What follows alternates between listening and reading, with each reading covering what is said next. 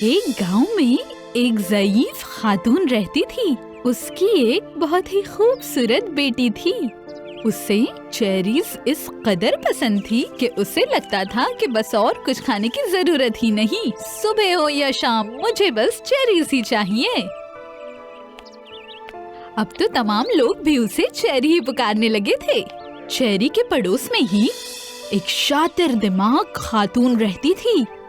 وہ صرف شاطر نہ تھی بلکہ کالا جادو کرنے والی ایک ڈائن بھی تھی۔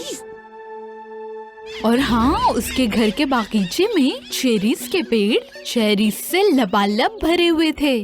وہ لال لال چیریز دیکھ کر چیری چپکے سے باغیچے میں کود جاتی اور تھوڑی سی چیریز لے آیا کرتی تھی۔ اس چڑیل کو اس بات کا بڑا غصہ آتا تھا، اور اوپر سے چیری دکھنے میں بھی بے حد حسین تھی۔ اس کے بال گھنے اور ملائم تھے، گال تو مانو جیسے لال لال سیب۔ چہرہ تو اتنا دلکش تھا کہ اسے دیکھ کر چڑیل تیش میں آ جاتی۔ ایک روز چیری ہمیشہ کی طرح چڑیل کے باغیچے میں چیریز اکٹھا کر رہی تھی۔ یہ دیکھ کر چڑیل مانو پاگل ہو گئی۔ غصے سے اس نے چیری پر جادو کر دیا اور اس نے اس سے بدصورت اور ڈراؤنی دکھنے والی مینڈکی بنا دی۔ بیچاری چیری۔ اس گاؤں کا جو بادشاہ تھا اسے 3 شہزادے تھے، لیکن راجا ضعیف ہو چلا تھا۔ بادشاہ نے اپنے صاحبزادوں سے کہا، تمہیں میں جو شرطیں بتاؤں گا اور اسے جو پورا کرے گا وہی اس گدی کا اصلی وارث ہوگا۔ پہلی شرط یہ ہے کہ میری انگوٹھی میں سے بآسانی پار جانے والا 100 گز مخملی کپڑا لانا ہوگا۔ اور دیکھتے ہی دیکھتے تینوں شہزادے نکل پڑے۔ دونوں بڑے شہزادوں نے کالے گھوڑے بھی ساتھ لے لیے اور مخملی کپڑوں کی کئی ساری گٹھریاں بھی خرید لی۔ لیکن جو سب سے چھوٹا شہزادہ تھا وہ چلتے ہوئے سوچ رہا تھا کہ بازار میں ملنے والا مخملی کپڑا آخر انگوٹھی میں سے کیسے پار ہوگا۔ وہ کافی دور تک چلتا رہا، کئی جگہوں پر اس نے تلاش کیا پر ہاتھ کچھ نہ لگا۔ تھک ہار کر آخر وہ ایک ندی کنارے بیٹھ گیا۔ تب پتا ہے کیا ہوا؟ تالاب سے ایک مینڈکی اچھل کر اس کے روبرو آ گئی اور فرمایا، آخر کیا مسئلہ ہے؟ بڑے پریشان نظر آ رہے ہو۔ میٹھی سی آواز سن کر شہزادے نے مڑ کر دیکھا۔ او بی مینڈکی، تم میری کیا مدد کرو گی؟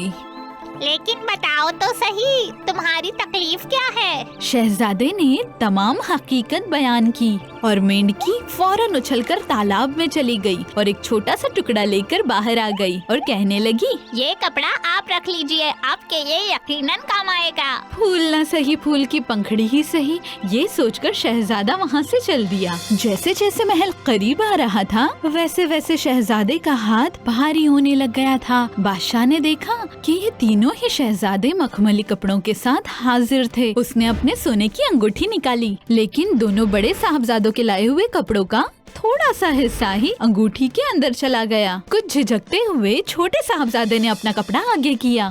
اتنا صاف ستھرا مخملی کپڑا دیکھ کر سارے درباری حیران رہ گئے۔ بادشاہ کی انگوٹھی سے وہ کپڑا بآسانی پار ہو گیا۔ خوش، ایک شرط تو پوری ہوئی۔ شہزادے نے سوچا، اب بادشاہ نے اپنی دوسری شرط بتائی کہ اب مجھے اتنا چھوٹا کتا چاہیے جو اخروٹ میں سما جائے۔ دوبارہ تینوں شہزادے اگلی شرط کے لیے نکل پڑے۔ یہ تو کافی مشکل شرط تھی۔ اب اتنا چھوٹا کتا کہاں ڈھونڈے بھلا؟ چھوٹا شہزادہ اب قریب کے جنگل کی جانب چل پڑا۔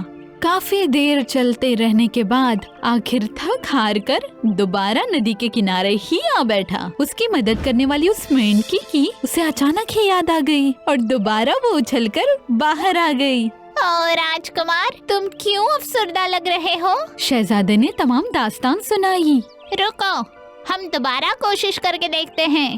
یوں کہہ کر وہ دوبارہ پانی میں چلی گئی اور ایک سوکھا ہوا پھل لے کر وہ باہر آ گئی۔ کہنے لگی، یہ لو، محل جا کر اسے توڑ دو اور پھر معجزہ دیکھو۔ شہزادہ بخوشی وہاں سے چلا گیا۔ بڑے شہزادوں نے سارا گاؤں گھوم کر کئی سارے کتے کے بچے اکٹھا کیے، لیکن اس کا کوئی فائدہ نہ ہوا۔ کسی کا سر نہ سماتا تو کسی کا پیر ہی باہر رہ جاتا تو کسی کی دم باہر جھانکتی۔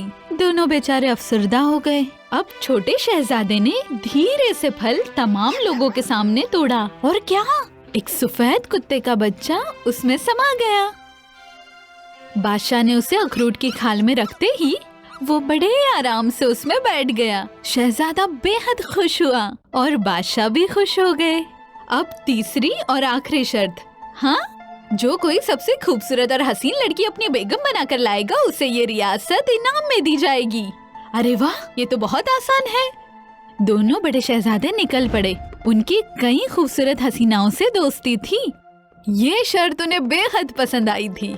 लेकिन छोटा शहजादा गमगीन हो गया। आखिर मेरी कौन मदद करेगा? वो बदसूरत मेंढकी मेरी किस काम की? ये थोड़ी नदी से निकलने वाली कोई चीज है। अपनी सोचों में गुम शहजादा कब नदी के किनारे पहुंच गया उसे खबर ही न हुई। फिर से उछलकर वो मेंढकी उसके रूबरू आ गई। अब क्या हुआ? अब क्यों मुंह लटकाए बैठे हो शहजादे? तुम्हारा चेहरा जैसे रो रो के फूल गया हो। शहजादे ने शर्त बताई। मेंढकी ने कहा, जैसे ही महल करीब आए पीछे मुड़कर देखना, लेकिन हंसना नहीं। हाँ, अब की बार मेंढकी का कहा सच होगा, इस पर शहजादा भरोसा ही नहीं कर पा रहा था। वो बेचारा महल की जानिब रवाना हुआ। जैसे ही महल करीब आया उसे पीछे से कुछ अल्फाज सुनाई दिए। उसने पीछे मुड़कर देखा और देखते ही रह गया। 6 हट्टे खट्टे चूहे एक बड़े से कद्दू की सवारी बड़ी तेजी से खींच रहे थे। एक बहुत बड़ा मेंढक लकड़ी के बक्से पर बैठा गाड़ी हाँक रहा था और सबसे पीछे एक ऊंचे तख्त पर उसकी दोस्त मेंढकी बैठी हुई थी। ये तो बड़ा ही अजीब मंजर था। लेकिन शहजादे को बिल्कुल भी हंसी नहीं आ रही थी। उसे कुछ समझ ही नहीं आ रहा था, ये कैसी सवारी है। अगले मोड़ पर उसे एक अलग ही सवारी नजर आई। एक बग्गी को 2 खूबसूरत काले घोड़े खींच रहे थे। सवार ने सिपाही के कपड़े पहन रखे थे। एक परी सिफत जैसी खूबसूरत लड़की तख्त पर बैठी हुई थी। शहजादे ने फौरन पहचान लिया कि ये कोई और नहीं, ये वही मेंढकी है। तीनों शहजादे महल में दाखिल हुए। दोनों बड़े शहजादों ने खूबसूरत लड़कियों की जैसे फौज इकट्ठी कर रखी थी। लेकिन जैसे ही चेरी महल में दाखिल हुई, तमाम दरबारियों ने उसे खूबसूरती की मलिका कहकर उसकी ताजपोशी की। तो प्यारे बच्चों, शर्त की तकमील पर बादशाह ने सबसे छोटे शहजादे को ही रियासत का बादशाह बना दिया।